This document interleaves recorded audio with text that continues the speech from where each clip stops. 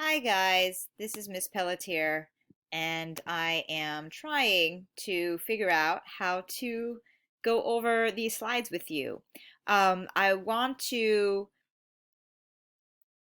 um, go over the Venn diagram as a um, to go over the homework that we had and kind of go over some of the commonalities and differences between the religions. And I'm sorry, I'm kind of right now I'm a little all over the place. Okay. So I'm looking at the Venn diagram and I'm hoping that you can also be looking at the Venn diagram. And we're going to first look at the Christianity section, which is the upper left-hand corner with the cross. And these are the things that are unique to Christianity. They have no sacred language. So in their when they have their religious services, they no longer need to speak in a particular language. They will speak in any language that is um, what the local population speak. So in a church in the United States, they'll speak English, or maybe if it's in a Spanish neighborhood, they'll speak Spanish. If the church is in France, they'll speak French, right? The original sacred language in the Catholic Church was Latin, but other Christian faiths besides Catholicism moved away from that, and Catholicism no longer does the Latin language since the 1960s. The holy building is a church. Their holy day is Sunday. Christians believe that Jesus is divine, meaning he is a God. Christians believe in the Trinity. That's the Father, the Son, and the Holy Ghost. And Christians believe in sacraments. That's things like baptism, um, communion, and things like that. And they have an ordained ministry, meaning the priests go to school to become trained to be a minister. So if we go over to we'll just stay in the Christianity circle for now. You'll move over to the right in that circle where it overlaps with Judaism. Judaism has the Star of David. And the only thing that Christians and Jews have in common, well, that they have in common alone together, is the breaking of bread and wine. So Christians do bread and wine during the Eucharist or during communion in the church, and Jews do bread and wine on the Shabbat on Friday night at a Shabbat dinner. If you look over to the other side of the Christian circle that overlaps with Islam, what Christianity and Islam have in common only is the idea in salvation and damnation, meaning heaven and hell. They believe in the recitation of creed, meaning they recite certain prayers and certain things over and over and over again as part of their prayer. And they also believe that Jesus lived and had something to say. Of course, they believe different things about Jesus. Muslims believe Jesus was a prophet, not divine, or the Son of God, whereas Christians believe he was all of those things. If you look at the center of the circle, which is maybe where I should have started, is where all of the three monotheistic faiths overlap. And they all believe in one God, the God of Abraham. So number one, it's the same God. I think we all got that, and we all understand that. They also, the Christians, Muslims, and Jews have a special relationship with God stemming from Abraham and that history of the ancient Hebrews, the Jewish faith. It all stems out of the Jewish tradition at first. They all believe in the importance of prophets. A lot of the prophets they all share: Moses, Abraham, Noah, a lot of different prophets that have come down over in the biblical, Quranic, and Torah stories. That each of these religions are divided into sects, either like different sections, meaning within Christianity, there's multiple ways to practice Christianity, multiple different kinds of churches. Within Judaism, there's multiple different kinds of ways to approach Judaism, and same with Islam. And that's the case for all religions in the world, not just these, but in this case, this is what they all have in common. Each of these religions have prayer during their religious services. All of their services are held in a holy building. And for all three of these faiths, Jerusalem is a very holy city. So that's what they all have in common. So we've dealt with Christianity and what all three have in common. Let's go down to the right, to Judaism. So we already looked that Judaism and Christianity have the practice of breaking bread and wine as their commonality.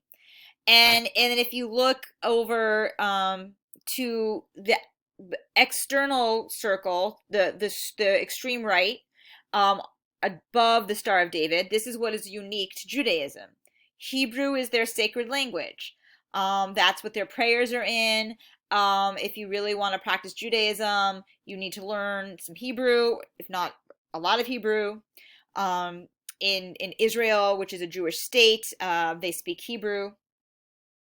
Canaan is the promised land, but let's just call it Israel. Israel is the land that has been promised to Jews by God. They often call their God Adonai, but it's the same God as we've spoken about. Their holy building is a synagogue. Sometimes they're called a temple. And their holy day is really Friday night to Saturday night. So Friday night sundown to Saturday night, and it's called Shabbat.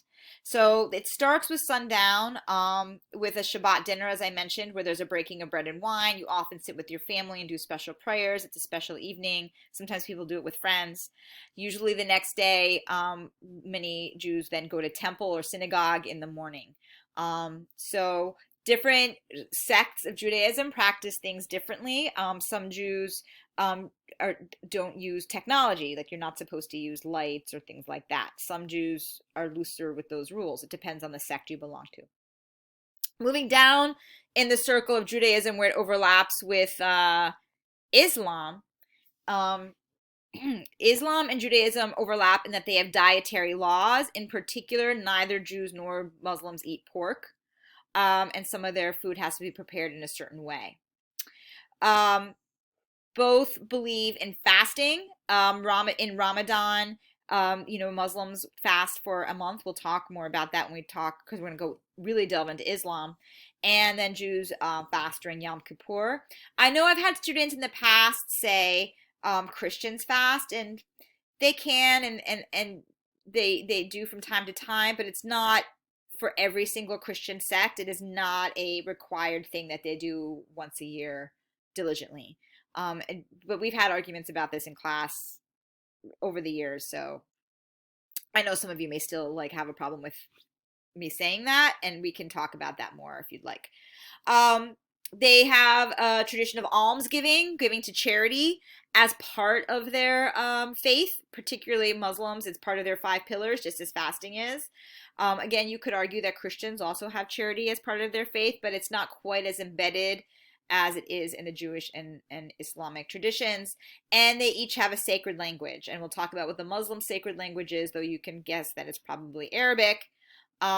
So Jews have the sacred language of Hebrew. Muslims have the sacred language of Arabic, meaning their religious services are held in those languages usually. Whereas the Christian services now are held in whatever is the local language. And then moving finally to the bottom left-hand corner with Islam, that's the crescent, moon, and star. As I said, the Arabic is their sacred language. Most religious services are held in Arabic. You should be able to read Arabic and say Arabic for your prayers. Mecca is their holy city. As I mentioned before, that's where Muhammad is, where he's from. Muhammad is the founder and prophet of Islam. He was born there, and that's also the center of where he kind of claimed monotheism for the city, if you will. And you can read, if you don't know what I'm talking about, you could watch more of that or rewatch that John Green video that I posted on Google Classroom about Mecca. Muhammad for Muslims is the final prophet. So he's what they call the seal. So there are no more prophets to come after him. So interestingly, right, there's Jews and they have their prophets, and then the Christians believe in all the Jewish prophets and then Jesus, and then Muslims believe in all of the prophets as well as Jesus.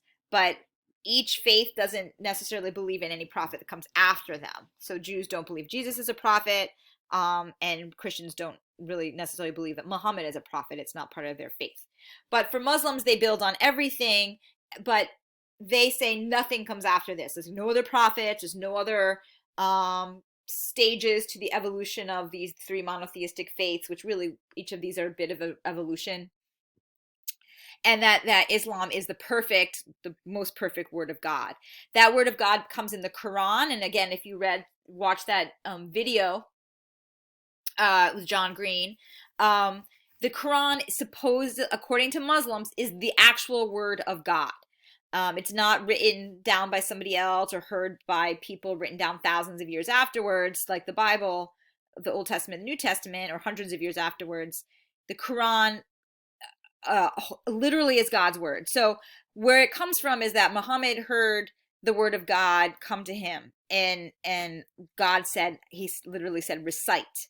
And so Muhammad heard God's words, and what he didn't do it, but he spoke God's words, and then his followers wrote it down, and they say that's the Quran. So it's technically, according to Muslims at least, Quran is actually the word of God. So the last few things, and I'm going to go into this a little bit more in the next few slides. So is they have 5 pillars to attain salvation. Their God is Allah, which just is translated into the God. Mosque is their holy building. Their holy day is Friday. They have to pray every day, but Friday is the day where most Muslims actually go to mosque. Sometimes they go more often than that. They have to make a Hajj, a pilgrimage to Mecca, which is part of the 5 pillars. And as I said, the holy day is Monday. So that covers this first slide. I know that was a lot. It's kind of weird to do without any questions, but that's it for that. I hope that helps to clarify things for this slide. Thank you.